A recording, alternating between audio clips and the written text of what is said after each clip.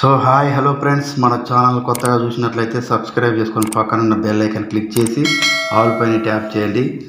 రైతులకు good news, రుణమాఫీ ఒకేసారి కుదరకపోతే 2 దఫాల్లో పూర్తి చేయాలని సర్కార్ భావిస్తుంది. రైతులపై వడ్డీ భారం పడకుండా సర్కార్ కసరత్తు. 2 లక్షల లోపు క్రాప్ లోన్ల మాఫీకి ప్రత్యేక కార్పొరేషన్. రాష్ట్ర సర్కార్ గ్యారంటీ ఇచ్చి బ్యాంకుల ద్వారా చెల్లించేలా ప్లాన్. తర్వాత బ్యాంకులకు విడతల వారీగా కట్టనున్న ప్రభుత్వం. ఎస్ఎల్బీసీ ఇతర ఆర్థిక సంస్థలతో సంప్రదింపులు. 2023 డిసెంబర్ 7 కట్ ఆఫ్ తేదీ. 28,000 కోట్ల మేర లోన్లు ఉంటాయన్న బ్యాంకర్లు. ఇందులో 1,00,000 వరకు ఉన్న పంట రుణాలే 80%, 1,00,000 లోపు పంట రుణాలే ఎక్కువ. గత ఏడాది డిసెంబర్ 7న రాష్ట్రంలో కాంగ్రెస్ ప్రభుత్వం కొలుదీరింది. ఆ తేదీ వరకు ఉన్న పంట రుణాలు పరిగణలోకి తీసుకొని మాఫీ చేయాలని సర్కారు చూస్తున్నది. ఇప్పటికే ఈ వివరాలను సమర్పించాలని ఎస్ఎల్బీసీని ఆదేశించింది. అయితే ఎప్పటి నుంచి తీసుకున్న పంట రుణాలు లెక్కలు తీసుకున్న దానిపై ఇంకా స్పష్టత లేదు. అన్ని వివరాలు వస్తే అందుకు అనుగుణంగా ఏ తేదీ నుంచి పంట రుణాలు మాఫీ చేయాలన్న దానిపై క్లారిటీ వస్తుందని ఆఫీసర్లు చెబుతున్నారు. ఇప్పటికే బ్యాంకర్లు స్పందించిన ప్రీమియరీ డేటా ప్రకారం రాష్ట్రంలో 1,00,000 లోపు పంట రుణాలే ఎక్కువ ఉన్నాయి.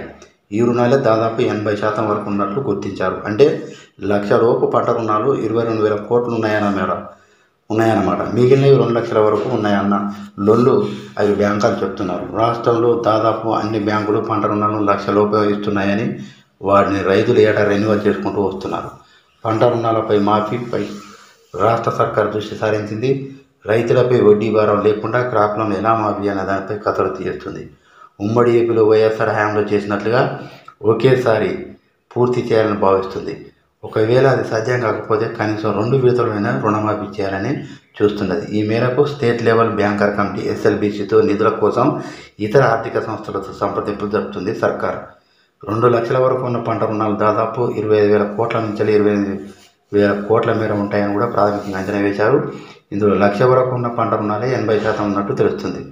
తాము అధికారంలోకి వస్తే ఏకకాలంలో 2 లక్షల వరకు పంట రుణాలు మాఫీ చేస్తామని ఎన్నికల ముందు కాంగ్రెస్ ప్రకటించింది. దీంతో ఒకేసారి మాఫీ చేయడంపై వివిధ మార్గాలను రాష్ట్ర ప్రభుత్వం పరిశీలిస్తుంది. గత బీఆర్ఎస్ ప్రభుత్వం మాఫీ చేస్తే రైతులపై వడ్డీ భారం పెరుగుతుందని, అసలు మాఫీ చేసిన లాభం రైతులకు దక్కదని భావిస్తుంది. ఈ నేపథ్యంలో రైతులపై వడ్డీ భారం పడకూడదంటే ఖచ్చితంగా ఒకే దఫాలో లేదా 2 దఫాల్లో రుణమాఫీ చేయాల్సి ఉంటుందని అధికారులు బ్యాంకర్లు ప్రభుత్వానికి చెప్పినట్లు తెలిసింది. ఈ మేరకు గత ప్రభుత్వం ఎలాంటి విధాన్ని అవలంబించిందనే దానిపై కూడా పూర్తి నివేదికను అందజేస్తున్నట్లు సమాచారం.